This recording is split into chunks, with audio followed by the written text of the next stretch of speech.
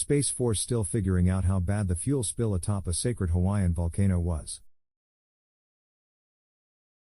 5 months after a fuel tank at a Space Force observatory spilled 700 gallons of fuel atop a sacred Hawaiian volcano, officials are still trying to determine how much of the soil has been contaminated.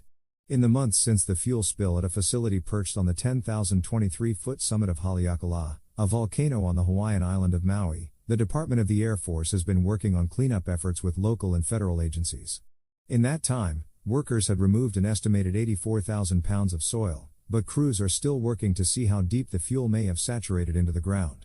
We are taking deliberate actions as we work to safely restore the sacred grounds at Haleakala, while taking into account regulatory and cultural needs at the site, Lieutenant Colonel Philip Wagenbach, 15th Space Surveillance Squadron Commander, said in a press release earlier this month. An Army couple had their daughter at a military hospital. Then the collections calls started for $600,000. On June 16, a contract was awarded to GSI Pacific, a native Hawaiian-owned company, which will take soil samples at depths of 40, 80 and 100 feet in an attempt to build an underground map of fuel contamination depth and breadth, according to a press release. That work, the second phase of the cleanup efforts, was supposed to last for 2 weeks, but could face delays if there's inclement weather on Haleakala. A Space Force spokesman said Thursday the efforts appeared to be on schedule. Haleakala is a culturally and religiously significant site for native Hawaiians, according to the National Park Service, and it is considered to be a dwelling for the gods and is a place where priests perform ceremonies. The Space Force also hired Dane Oluwayo Kalani Maxwell, a local born in Pukalani on the slopes of Haleakala, to monitor the excavation and provide cultural advice. Maxwell's grandfather was a notable critic of the Space Telescope's early development. Maxwell told Military.com in a phone interview on Thursday that the progress was steady, but that there were sensitivities that needed to be taken into account with the sacred soil. It's going as good as it can for something that has impacted the culture pretty severely, Maxwell said.